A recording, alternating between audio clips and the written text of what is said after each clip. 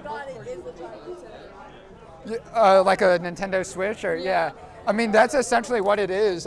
It's just an actual full Windows computer, and then yeah, it has removable controls, so you can use this like full Windows computer as one of our drone controllers.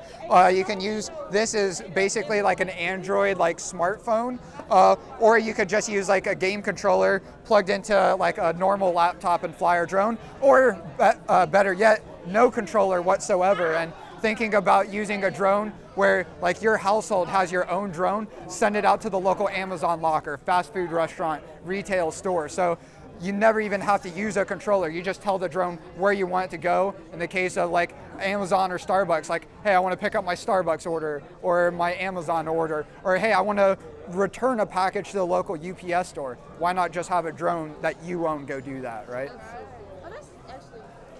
It's big brain, it's genius. No. It less money. Yeah.